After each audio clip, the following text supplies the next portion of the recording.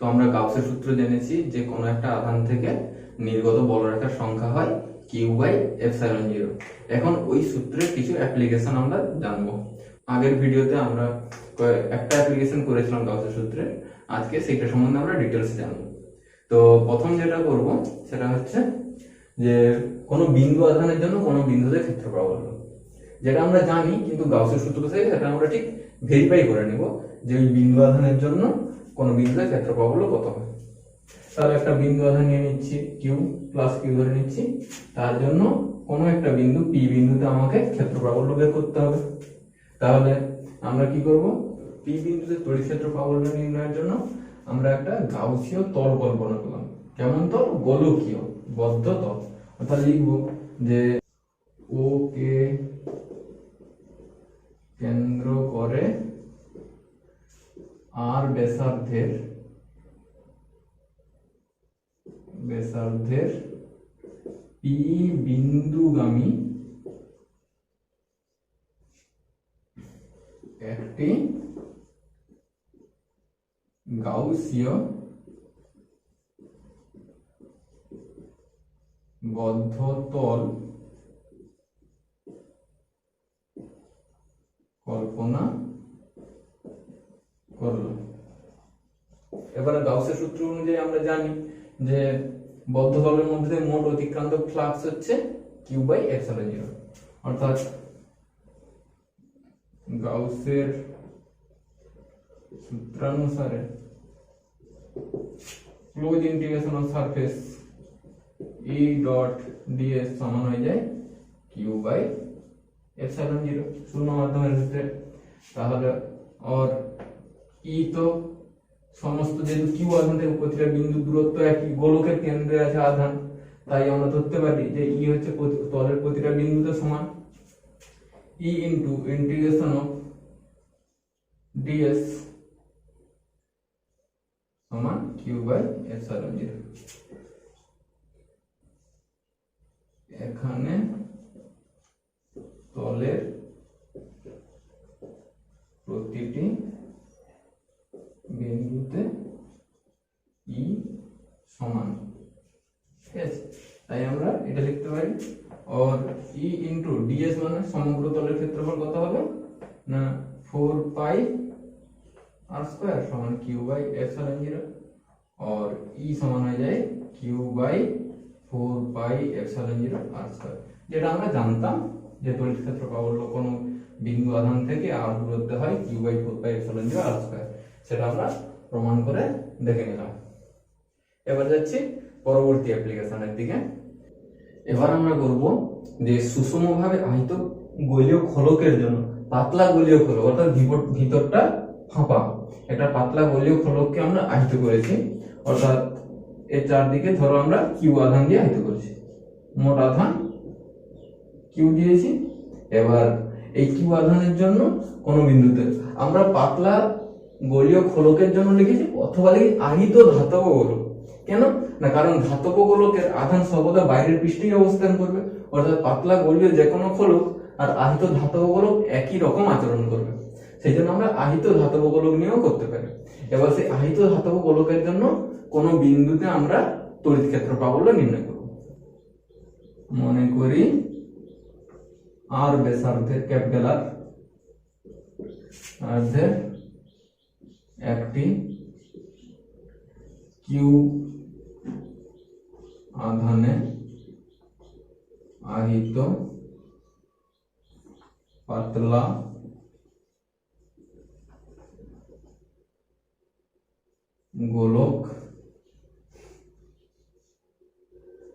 গোলকের জন্য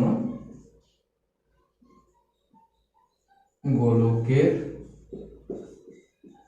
কেন্দ্র থেকে স্মল আর দূরত্বে পি বিন্দুতে তড়িৎ প্রাবল্য নির্ণয় করতে হবে। এবারে আমরা তিনটা কেসে ভাগ করব। কেস 1, যদি পি বিন্দুটা গোলকের বাইরে অর্থাৎ smaller greater than capital R হয়।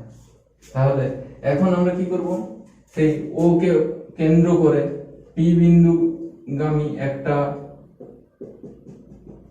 গোলকীয় তল কল্পনা করব, যে তলটাকে আমরা বলছি গাউসীয় তল। আগেরটার মতো একই লিখবো, যে ও কে কেন্দ্র করে পি বিন্দুগামী একটি গোলকীয় গাউসীয় তল কল্পনা করলাম, আর ব্যাসার্ধের একটা গোলকীয় গাউসীয় তল কল্পনা করলাম। ব্যাস, এবারে গাউসের সূত্র লাগাবো। Close integration of E dot DS সমান হয়ে যাবে কিউ বাই এপসাইলন জিরো।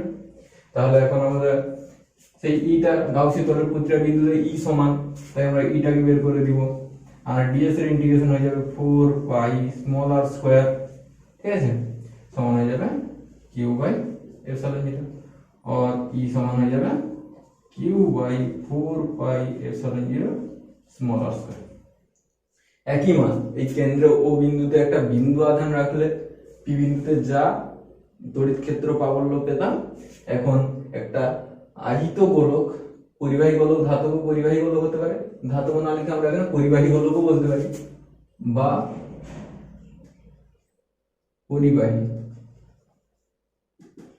পরিবাহী গোলক হতে পারে, ঠিক আছে। তাহলে পরিবাহী গোলক নিতে পারি, বা ধাতব গোলক বা পাতলা গোলীয় খোলক নিতে পারি। তার জন্য যা পাবো বাইরের বিন্দুতে খোলকের, আর ও বিন্দুতে একটা কিউ আধান অর্থাৎ বিন্দু আধান রাখলে তার জন্য আমরা একই পাবো। কারণ এখানে আমরা কিউ লিখলাম কেন না, এই গাউসীয় তলের মধ্যে মোট আধান কিউ আছে, ঠিক আছে। এটা হলো কেস 1। এবারে কেস 2 দিকে যাচ্ছি। কেস 2 তে আমরা কি করব না, আর ইকুয়ালস টু আর যদি, ঠিক আছে, তাহলে আমার এখন পি বিন্দুটা কোথায় আছে, সেই গোলকের উপরে, ঠিক আছে। আর গাউসীয় তল নেওয়ার দরকার নেই আমার, কারণ এখন গোলকের তলটি গাউসীয় তল, ও কে কেন্দ্র করে পি বিন্দুগামী গোলকের পৃষ্ঠতলকে গাউসীয় তল হিসাবে কল্পনা করলাম, ঠিক আছে। তাহলে পৃষ্ঠতলটাই গাউসীয় তল। এখন কি হবে, একই থাকবে গাউসের সূত্র অনুযায়ী, স্মল আর এর জায়গায় হয়ে যাবে ক্যাপিটাল আর, এখানেও স্মল আর এর জায়গায় হয়ে যাবে ক্যাপিটাল আর, সব একই থাকবে, অর্থাৎ ই সমান Q by 4 pi epsilon zero r square. এবারে এখানে আরেকটু চেঞ্জ করতে পারি, যে আমরা দেখেছি আধানের তলমাত্রিক ঘনত্ব, আকারে চেঞ্জ করো, আধানের তলমাত্রিক ঘনত্ব কি জানো, সিগমা সমান Q by 4 pi r square, ঠিক আছে। এবার এখন এইখানে Q by 4 pi r square যে টার্মটা আছে সেইখানে আমরা সিগমা বসাবো, অতএব ই সমান আমরা এখানেই লিখে দিতে পারি Q by 4 pi r square into epsilon zero সমান হয়ে গেল সিগমা বাই এপসাইলন জিরো। তাহলে গোলকের পৃষ্ঠে আমরা ইটাকে এভাবেও লিখতে পারি, যে সিগমা বাই এপসাইলন জিরো, ঠিক আছে। এটা হলো কেস 2। এবার কেস 3, 3 নম্বর কেসে হচ্ছে যে সরি কেস 3 তে হবে স্মল আর লেস দেন ক্যাপিটাল আর। তাহলে স্মল আর লেস দেন ক্যাপিটাল আর যদি হয়, তখন পি বিন্দুটা তাহলে আমার চলে আসবে এখানে, পি বিন্দুটা আমার চলে আসবে। এবার সেই পি কে কেন্দ্র করে একটা যদি গাউসীয় তল নিই, ঠিক আছে, এটাই হলো আমার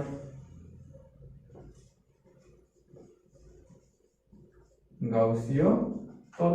তাহলে এখন লিখবো ও কে কেন্দ্র করে পি বিন্দু, আমি গোলকের পৃষ্ঠতল আর থাকবে না, আর ব্যাসার্ধের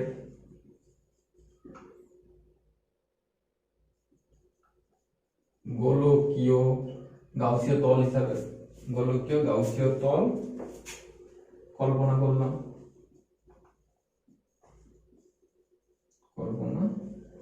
এবার বলো এই তল দ্বারা আবদ্ধ আধান কত। যেহেতু আধানটা সর্বদা বাইরের পৃষ্ঠে, পরিবাহী হলে বা ধাতব গোলক হলে আধান বাইরের পৃষ্ঠে থাকে, বা ফাঁপা গোলকের জন্য আধানও বাইরের পৃষ্ঠে আছে, তাই তো? তাহলে এখানে গাউসীয় তল দ্বারা আবদ্ধ আধান কত? শূন্য। আর ওই তলের মধ্যে কোনো আধান নেই, আধান তো সব বাইরের দিকে। অতএব গাউসীয় সূত্র অনুযায়ী ই ডট ds সমান হবে 0/ε0 সমান 0 और E into 4πr² equal to 0 আর E সমান হয়ে যাবে 0। তাহলে পরিবাহী গোলকের মধ্যে তড়িৎ ক্ষেত্র প্রাবল্য 0। তাহলে আমরা গোলক গোলকের জন্য কি দেখলাম?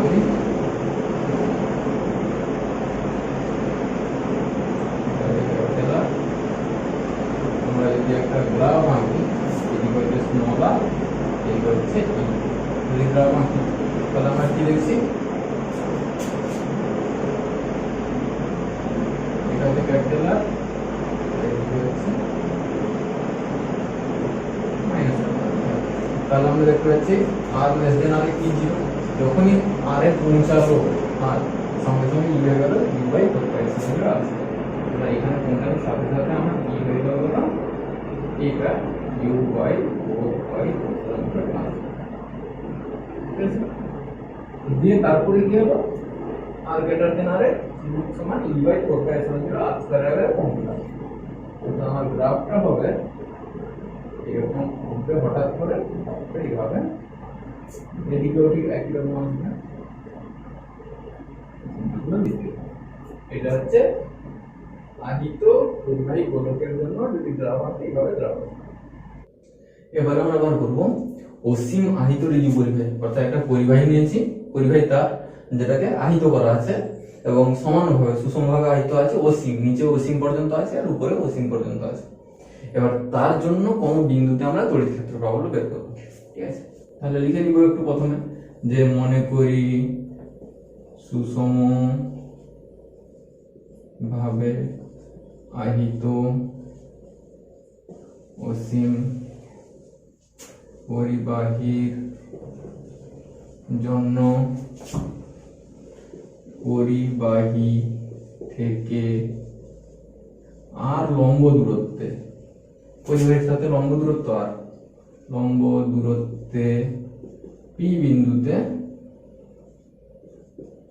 তড়িৎ ক্ষেত্র প্রাবল্য নির্ণয় করতে হবে। তড়িৎ ক্ষেত্র প্রাবল্য নির্ণয় করতে হবে আগের মতো। এবার আমার দ্বিতীয় কাজ কি? গাউসীয় তল কল্পনা করা। এখানে আমরা গাউসীয় তল নিব কেমন? চোঙাকৃতি একটা গাউসীয় তল নিচ্ছি। তাহলে আমরা লিখব যে পরিবাহীকে অক্ষ করে আর ব্যাসার্ধের এবং এল দৈর্ঘ্যের, এটা হচ্ছে এল দৈর্ঘ্য, আর ব্যাসার্ধের ও এল দৈর্ঘ্যের একটি চোঙাকৃতি, বদ্ধ চোঙাকৃতি, বদ্ধ চোঙাকৃতি গাউসীয় তল কল্পনা করলাম। তাহলে পরিবাহীকে অক্ষ করে আর ব্যাসার্ধে এবং এল দৈর্ঘ্যের একটা বদ্ধ চোঙাকৃতি গাউসীয় তল কল্পনা করি, যার উপর তলবদ্ধ নিচের তলবদ্ধ। তাহলে এই তলে কি কি আছে? উপরে একটা সমতল আছে, নিচের একটা সমতল আছে, আর একটা বক্রতল আছে, যেটা চোঙের ক্ষেত্রে হবে। এটা যদি আমরা চোঙ হিসাবে ধরি, এটা একটা সমতল এবং এই দিকটাও একটা সমতল থাকবে, আর এটা একটা বক্রতল, ঠিক আছে? এরকম একটা গাউসীয় তল নিয়েছি। এবার তাহলে এই গাউসীয় তলের জন্য আমরা যদি দেখি যে উপরের আর নিচের সমতলের জন্য আমরা এই যে পরিবাহীটার জন্য এইদিকে পাবো তড়িৎ ক্ষেত্রের দিক, বা এইদিকে পাবো তড়িৎ ক্ষেত্রের দিক, পরিবাহীর সাথে লম্ব হবে। কিন্তু এই তলের ক্ষেত্র ভেক্টর কোন দিকে?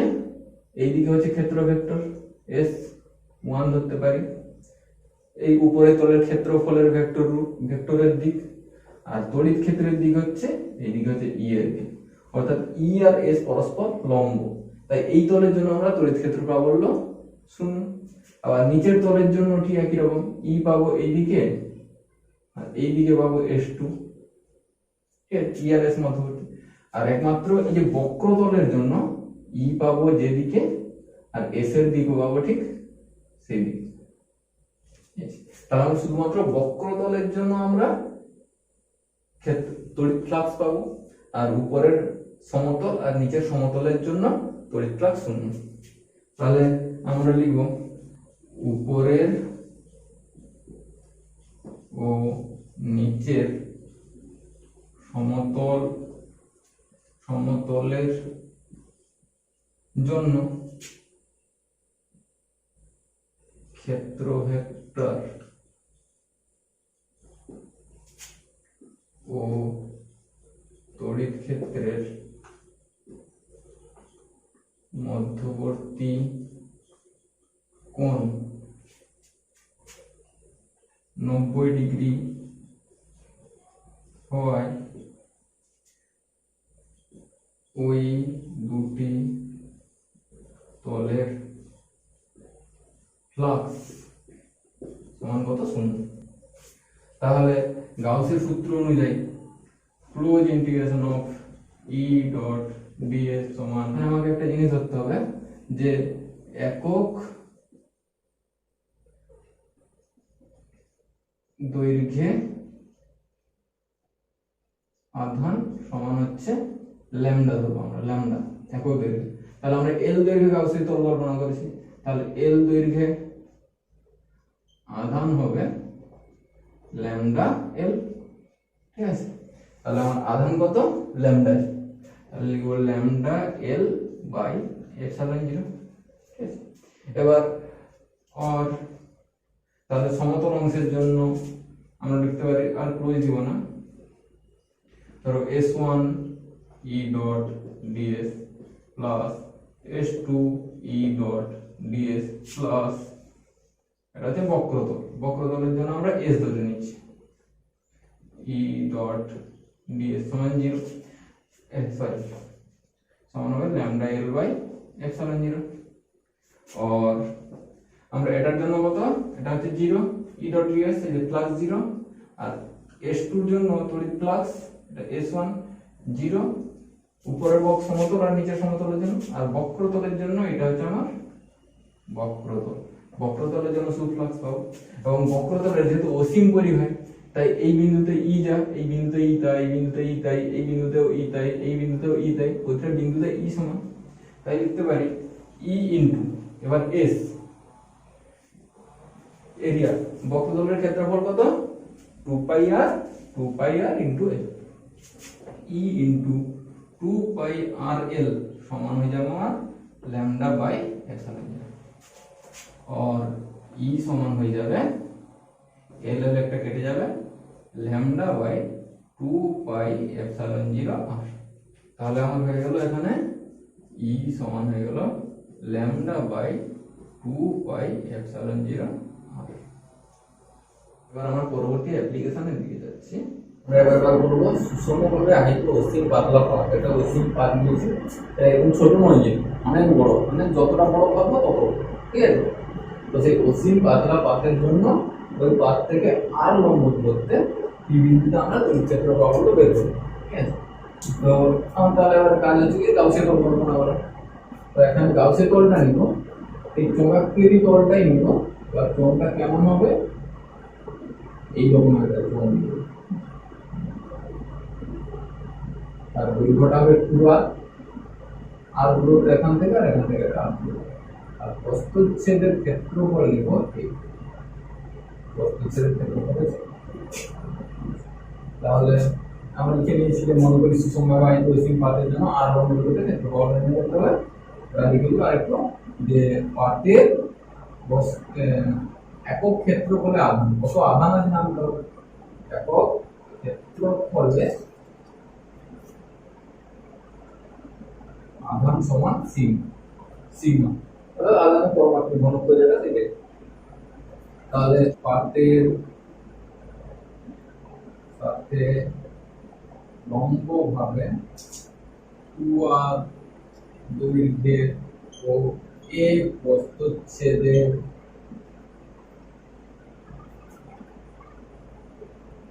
ক্ষেত্রফল বিশিষ্ট একটি গাউসীয় তল কল্পনা করলাম। এটা গাউসীয় তল নিয়ে নিয়েছি। তাহলে এই তলে এবং এই বক্রতলে এখান থেকে বড় রেখাগুলো এর ডিরেকশন হচ্ছে এইদিকে, কারণ বড় রেখাগুলি এরকম একটা পাত আছে, এই পাত থেকে বড় রেখাগুলি এদিকে নির্গত হচ্ছে, এদিকে নির্গত।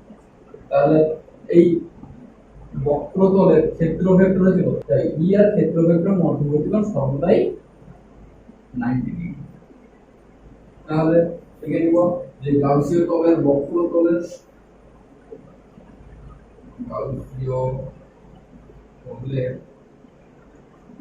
বক্রতলের ক্ষেত্র ভেক্টর ও ই এর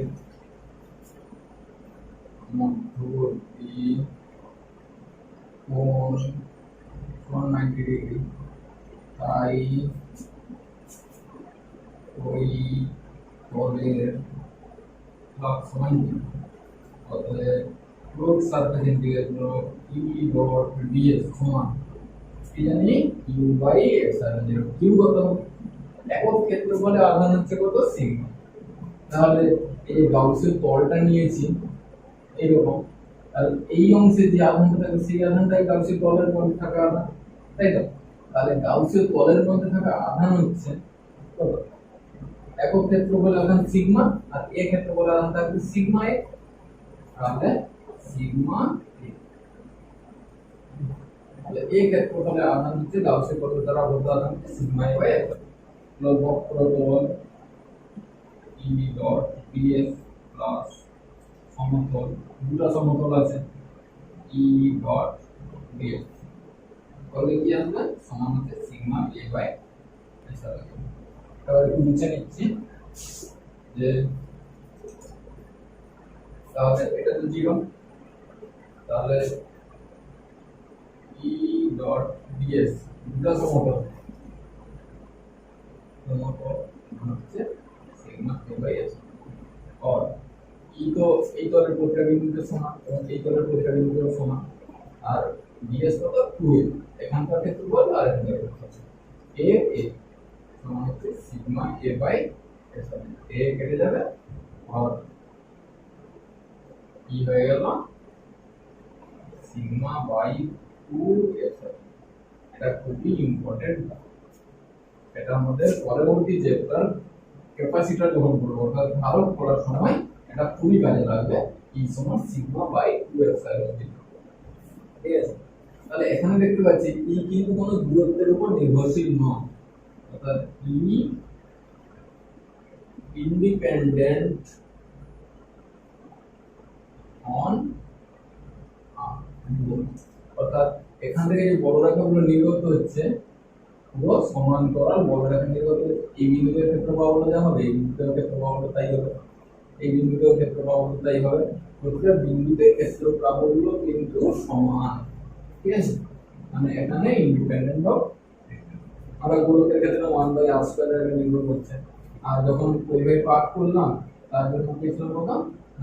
ই সমান পেয়েছিলাম ল্যামডা বাই 2 বাই এপসাইলন 0, অর্থাৎ q প্রপোর্শনাল টু 1/r পেয়েছিলাম তখন, তাই না? কিন্তু এখানে হচ্ছে কি এটা সর্বদাই ধ্রুবক, সবসময় ধ্রুবক।